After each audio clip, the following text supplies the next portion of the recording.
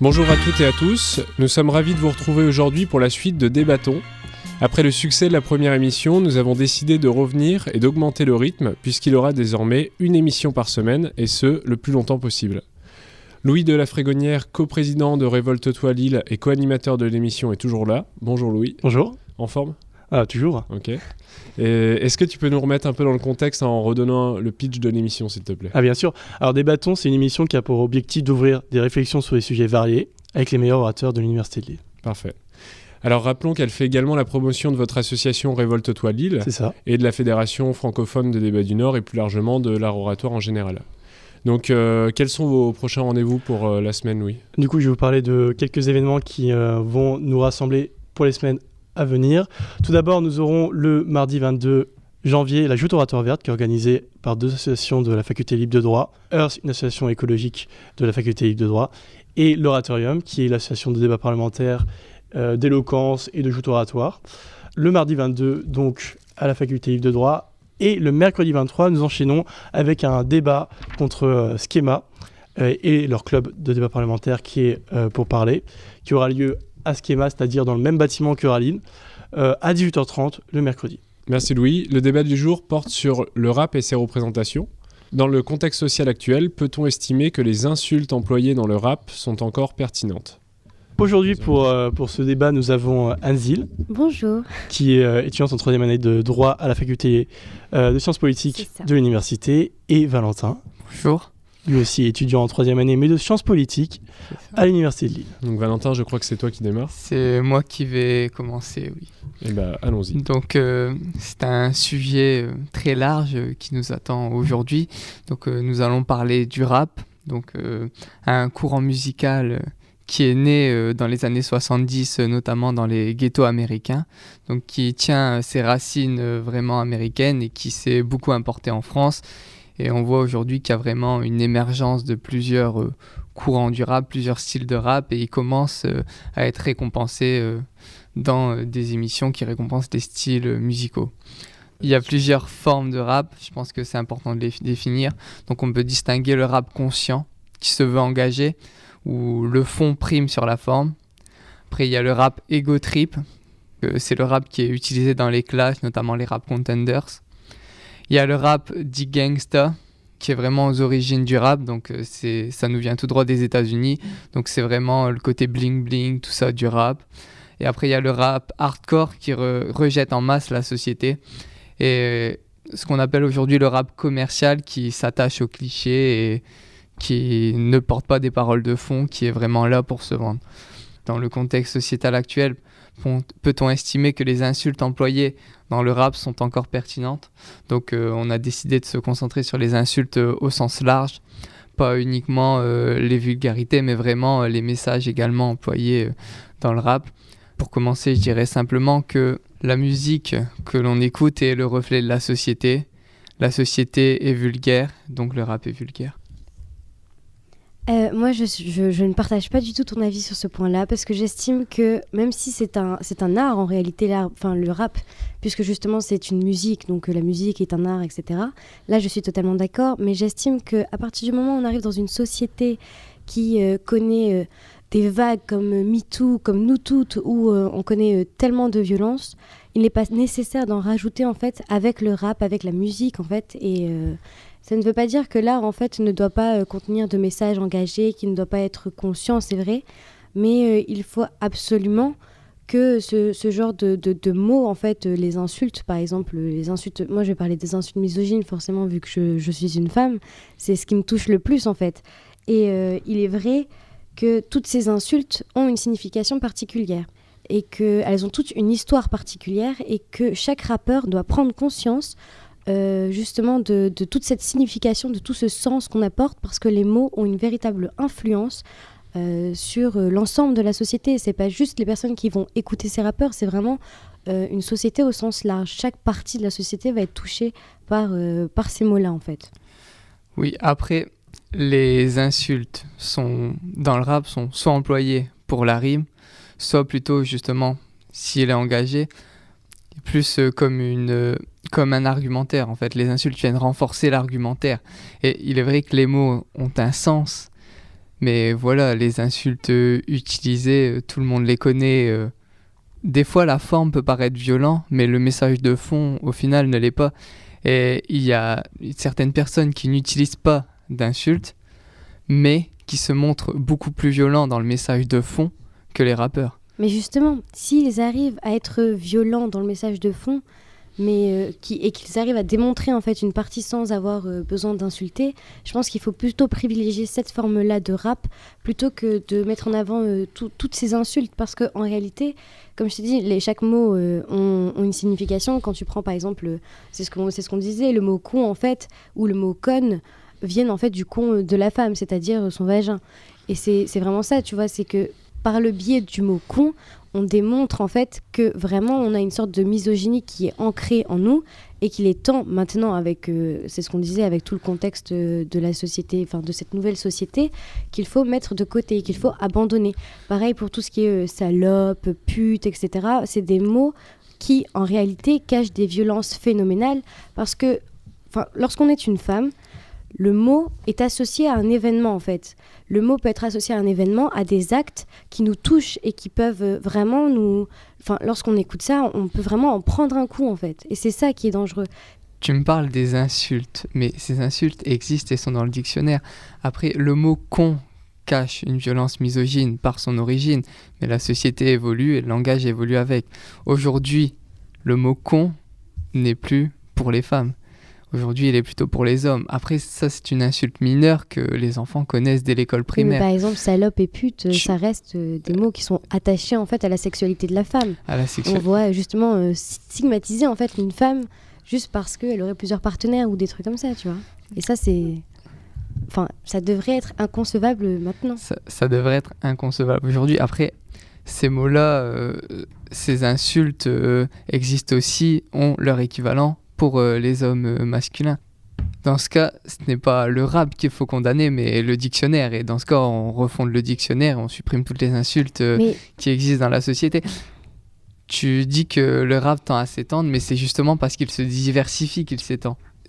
Quand on voit, par exemple, les musiques qui sont récompensées aujourd'hui dans le domaine du rap, ce ne sont pas ceux qui contiennent le plus d'insultes. Mais justement, c'est ça, c'est qu'on arrive à une évolution de la société, et si la société évolue, il faut que le rap évolue aussi. Je suis d'accord, on connaît tous ces mots-là, mais justement, et je pense qu'on l'a très bien vu avec le mouvement féministe qui commence aussi à se développer énormément, c'est que, tu vois, par exemple, le courant féministe, son truc, c'est ça, c'est que elles vont avoir des actions très fortes, comme MeToo par exemple, c'était vraiment un phénomène en fait. C'était, je vais pas revenir là-dessus, mais c'était vraiment quelque chose. Et que en même temps, de l'autre côté, t'avais des petites actions. En fait, c'est ça le truc du féminisme, c'est que vraiment il s'ancre dans la société, mais il s'ancre aussi dans notre quotidien.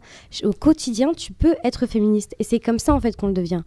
Je ne dis pas que le rap ne doit plus être violent. Là, je suis d'accord, puisque le rap, justement, c'est basé sur cette violence pour se former, pour se créer, pour se développer, mais juste que certains mots, certains contextes, tout ce qui est le contexte de viol, etc., qui est raconté dans certains... qui sont racontés dans certaines chansons, il faut justement les enlever, parce que ça touche tellement la personne, ça touche tellement un être humain que parfois c'est trop dangereux. J'estime que maintenant on devrait vraiment pas les supprimer, mais que maintenant on devrait justement avoir ces rappeurs qui ont conscience de l'impact en fait, de leur impact, et qu'ils devraient se mettre justement à commencer à arrêter en fait, petit à petit. Après, ils racontent le viol, tout ça, mais également pour le dénoncer. Après, il y a le fait aussi, il y a des violences et tout qui sont utilisées pour se faire connaître. Et les rappeurs, justement, il n'est pas rare en fait que des rappeurs utilisent des propos très violents et font des raps. Donc, ils entrent dans le rap dit gangsta pour se faire connaître. Et ensuite, une fois qu'ils ont acquis une certaine notoriété, ils se prennent conscience de leur public et ils se dirigent plus vers le rap conscient. On le voit par exemple notamment avec le rappeur Orelsan. Si on écoute son album Perdu d'avance, qui est son premier album. D'ailleurs, il s'est fait connaître avec une polémique autour d'une de ses chansons. Je me souviens. Et il a été au tribunal, tout ça. Mais quand on voit son album qui a sorti en 2018, La fête est finie, on voit qu'il y a vraiment une évolution et que, donc, justement, il a fait l'évolution que tu prônes. Mais après, tous les rappeurs ne le font pas. Là, tu donnes l'exemple d'Orelsan, mais tous les rappeurs ne le font pas. Et c'est ça le problème, c'est que enfin, il y en a qui restent extrêmement violents par rapport aux femmes et par rapport aux violences faites aux femmes, par rapport à tout ce qui catégorise la femme. Enfin, il y a vraiment un moment donné où ça doit cesser. Quand on parle du mot pute, quand on parle du mot salope, ce ne sont que des mots. C'est ce qu'on pourrait te dire, c'est ce qu'on me dit aussi, tu vois, ce ne sont que des mots. Mais moi, je le rattache à tellement de choses. Je le rattache, par exemple, parfois à un ex violent. Parfois, tu vas le rattacher à tout ce qui est le harcèlement dans la rue. Et c'est quelque chose... Enfin, vraiment, le harcèlement dans la rue, par exemple, ça m'arrive quasiment tout le temps.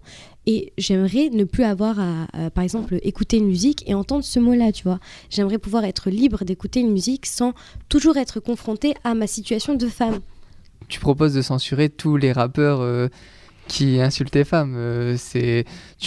Parce qu'en fait, ce qui est bien aussi dans le rap, c'est que c'est de la musique qui se produit de manière économique. En fait, c'est voilà, une instru, un freestyle, et puis c'est posté sur YouTube. Et puis voilà, c'est comme ça qu'MHD s'est fait connaître. Il est impossible, en fait, de censurer tous les rappeurs qui utilisent des insultes ou tous ceux qui prônent, même si je ne pense pas qu'ils prônent le harcèlement de rue. Et donc, la censure, c'est impossible et je ne pense pas que ce soit la solution. Après, si vraiment ce genre de musique ne te plaît pas, c'est libre à chacun de ne pas les écouter.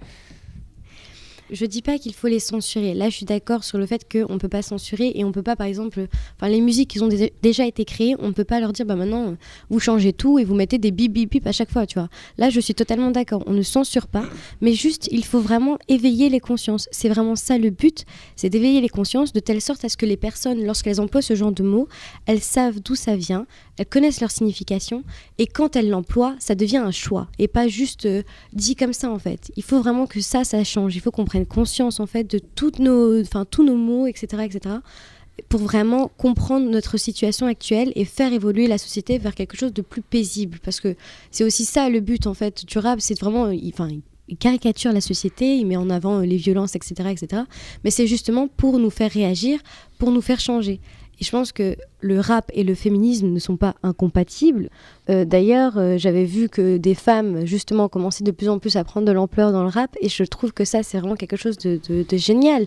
Parce que là, c'est vraiment le début d'un rap qui va commencer à être vraiment un parallèle de la société, si tu veux.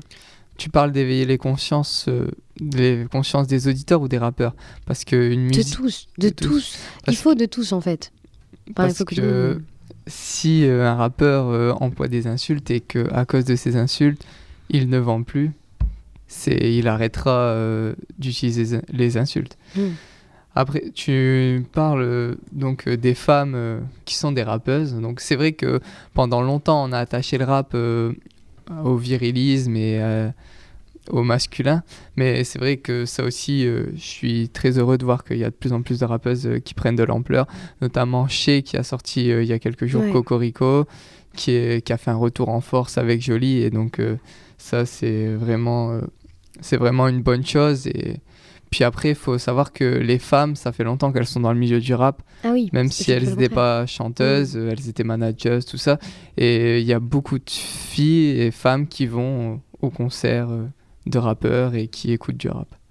Oui, ça je sais, justement, c'est ça le problème. Enfin, c'est pas un problème en soi, c'est que, par exemple, quand tu es touché par quelque chose comme, là je parlais de harcèlement dans la rue, mais ça peut être bien plus grave encore, quand tu es touché par ce genre d'événement, que ce soit un viol, que ce soit ce genre de choses, tu réagis différemment, tu vois. Certaines femmes, lorsqu'elles écoutent du rap, elles vont plutôt avoir ce sentiment de virilisme aussi, en fait. Si elles écoutent du rap, c'est justement pour reprendre, en fait, les caractéristiques de l'homme, je dis entre guillemets, de l'homme évidemment, mais justement pour avoir ce sentiment en fait de puissance et de force. Et il faut justement que les femmes se sentent fortes, et là je suis d'accord, à ce moment-là, là vraiment le rap sert à quelque chose et peut vraiment éveiller les consciences. Et en fait, c'est que toute forme d'art devrait commencer à rendre les femmes fortes, mais aussi les hommes, et à commencer à s'ancrer en fait dans cette évolution. Oui. Là, on est d'accord. Là, on est d'accord sur le phénomène donc, de la place des femmes dans l'art et dans le rap. C'est vrai qu'il y a beaucoup de rappeurs qui prônent la femme objet, l'hypersexualisation du corps, tout ça. Mais c'est quelque chose que les rappeuses font également. Ouais. Mais Ouais. c'est justement parce qu'elles reprennent certains codes, tu vois. C'est vraiment les codes du rap, entre guillemets, donc elles vont reprendre ça. Oui, mais C'est pour ça qu'il faut justement, changer. si elles veulent éveiller les consciences, c'est à eux justement de retourner ce stigmate et de partir et de prôner un style nouveau de rap non genré. Oui, bah, ça ça. revient à éveiller les Mais consciences. ils peuvent toujours utiliser les insultes. Comme je le dis, dans le rap, les insultes, c'est vraiment pour appuyer un argumentaire. C'est utilisé comme une mélodie, c'est pas utiliser des insultes gratuitement. Moi, j'allais peut-être revenir sur un point que je trouvais intéressant, parce que tu parlais d'écrire le viol à travers la musique. Mais moi, j'avais une pensée, par exemple, pour l'écrivain Laurent Humberton, qui a sorti La France Orange Mécanique, dans lequel il dénonce le viol à travers des témoignages. Et donc, le livre est très dur à lire.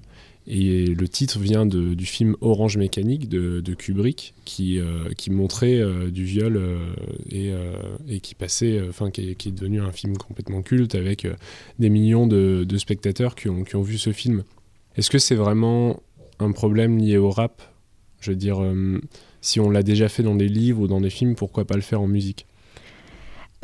Oui, c'est vrai que dans beaucoup de formes d'art et de formes d'art, en fait, on a cet aspect en fait dont on parle en fait dans le rap. Mais justement, je pense que le rap touche plus en fait la population que par exemple une œuvre d'art. Mais en fait, ça dépend vraiment des catégories. Toute personne ne va pas aller voir un tableau où, par exemple, il y a une mise en scène de viol. Toute personne ne va pas lire un livre sur une mise en scène de viol, et pareil pour les films. Enfin, après, là, Kubrick, c'est vrai qu'il est vachement connu, mais après, certaines personnes ne le connaissent pas non plus. Alors que là, vraiment, le rap touche à tous les aspects de la société. Ça va de les plus grandes CSP, catégories socio-professionnelles, jusqu'aux plus basses, en fait. Donc, c'est pour ça que le rap est très important dans ce contexte-là. C'est que je pense, enfin ça c'est un avis personnel, c'est que je pense sincèrement qu'à partir du moment où on prend des petits pas, c'est ce qui va nous permettre en fait de changer vraiment une société. C'est vraiment en allant tout doucement en fait. Parce qu'on ne peut pas du jour au lendemain dire bon écoutez la société maintenant c'est fini, la société patriarcale, on abandonne ça et on passe à autre chose. Tu vois, c'est compliqué. Il faut vraiment commencer petit à petit tout en ayant des actes forts. Et le rap se place comme une caricature de la société, comme démontrant en fait les aspects les plus négatifs de la société. Je pense que ce serait son rôle, entre guillemets, de justement montrer ces aspects-là aussi, tu vois. Okay. Ouais, après, c'est bien, tu soulignes le fait que le rap, ça touche tout le monde, et c'est vrai, mais c'est aussi parce qu'il y en a pour tout le monde. Oui. Genre, il y en a pour les riches, pour les pauvres, et puis ça traite vraiment tous les sujets. Donc au début, c'est vrai que dans les ghettos, ça traitait plus les trafics de stupéfiants, tout ça. Mais aujourd'hui, on voit que vraiment, il y a du rap sur tout et sur tous les sujets. Et il y en a pour toutes les opinions, qu'ils soient extrêmes ou non. Je pense qu'il y a aussi du rap qui est très sérieux et du rap qui l'est beaucoup moins. Par exemple, tu prends l'exemple de Lorenzo, qui est assez vulgaire, mais qui se prend pas du tout au sérieux dans ses musiques. Lorenzo, il fait un style de rap qui est vraiment très différent, mais je pense que c'est pour ça qu'il marche autant, parce que c'est ce qu'il appelle avec Vald le troll rap, en fait. C'est où vraiment il dénonce justement le rap et il caricature vraiment à l'extrême les codes du rap, mais le rap à son origine, encore une fois. Si on sort un peu si on dépasse un peu les frontières de la France et qu'on va par exemple aux États-Unis, parce que tout à l'heure tu disais que par exemple le rap français qui est très vulgaire n'est pas forcément celui qui reçoit des récompenses. Si on va aux États-Unis, je pense que c'est pas forcément le cas. Et moi je prends l'exemple de Kendrick Lamar là, qui a encore, je crois qu'il a 12 nominations aux Grammy Awards. Kendrick Lamar, il dénonce beaucoup de choses et parfois il n'hésite pas à employer de la vulgarité et ça fonctionne et c'est efficace. Pourtant à côté il est récompensé aussi, quoi. Après, le rap américain n'est pas le rap français et les codes aux États-Unis ne sont pas les mêmes, c'est pour ça que ça marche autant. Ça marche aussi à l'international parce que certaines personnes ne comprennent pas les paroles de Kendrick Lamar, par exemple. Kendrick Lamar ou d'autres. Après, le truc aux États-Unis, c'est que en fait, il y a plus de rappeurs que de fans de rap, on dirait. C'est vraiment... non, mais... Chaque jour, il y en a un nouveau, tu sais. Non, mais oui, voilà, c'est tout le monde. En fait, il y a vraiment cet esprit de tout le monde peut prendre un micro, une musique, et puis voilà, on devient rappeur. Mais c'est intéressant dans un pays qui a essayé un peu de censurer les insultes, je pense, pendant une période. À la télé, c'est quand même très voyant, et puis il y a eu beaucoup de... Et c'est encore le cas, hein. Oui, c'est encore le cas. Mais il y a encore des polémiques, par exemple, c'est ce qu'on disait aussi, c'était le mot en haine, par exemple, qu'il ne faut pas prononcer. Il y a énormément de polémiques, comme certains rappeurs le disent, que certaines personnes qui le chantent le disent, et que parfois, là encore, tu vois, c'est une signification des mots. Il faut regarder l'histoire du peuple noir, c'est un truc de malade. On est là, ce peuple a connu 4 siècles d'esclavage, et quand même aujourd'hui, on revient avec ce mot-là qui justement qui a été utilisé lors des massacres, c'est presque un génocide en fait. Après, c'est une manière de retourner le stigmate, comme Goffman l'expliquait. Oui, mais après, là, je suis d'accord. Pour revenir au contexte, donc par exemple aux États-Unis, quand on a Donald Trump comme président, en fait, les rappeurs passent pour des enfants de cœur par rapport à lui, qui lui n'utilise pas autant d'insultes que les rappeurs, mais qui se montrent beaucoup plus violents en fait. Alors maintenant, en 1 minute, je vous propose qu'on vous fasse un petit récapitulatif de vos arguments, à commencer par Valentin, comme tu as débuté le débat. Donc tu as 1 minute, c'est à toi. Donc je vais faire très vite, mais comme je l'ai démontré durant ce débat, le rap ne doit pas supprimer des insultes, doit continuer à les utiliser pour un argumentaire. Après, c'est vrai qu'il faut éveiller les consciences de certains auditeurs, car comme je le dis, si un rappeur n'est plus écouté, il va changer sa musique et donc évoluer. Concernant les femmes qui veulent se lancer dans le rap, force à elles. Puis, faut pas oublier que le rap, c'est avant tout du divertissement et que il faut pas non plus chercher un sens caché dans chaque musique. Je finirai sur les phrases de Nekfeu. On est responsable en partie du monde que l'on bâtit. Merci. À toi, Nzil. Alors moi j'aimerais revenir sur le fait que le but n'est pas d'interdire ou de censurer le rap, encore une fois, c'est libre à tout le monde d'écouter du rap, qu'importe les mots employés dedans, mais juste qu'il faut vraiment comprendre l'importance des mots, et il faut commencer justement, c'est ce qu'on disait, à éveiller les consciences, etc., etc.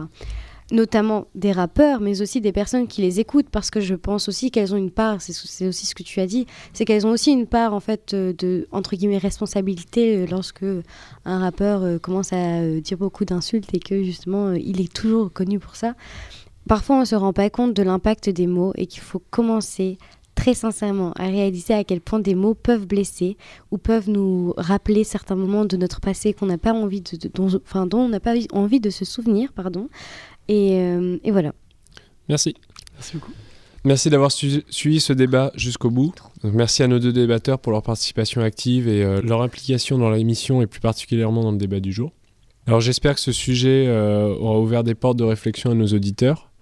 Et je rappelle que toutes les émissions sont disponibles en podcast sur le Drive de Common Air. Vous pouvez les réécouter, mais aussi les télécharger pour les écouter dans les transports, par exemple. Alors n'hésitez pas à vous abonner et à nous suivre sur les réseaux sociaux @commonair2019 pour ne plus rien manquer de nos dernières émissions. Et vous pouvez également suivre la page Facebook ou Instagram de Révolte-toi Lille ou de la FFDN.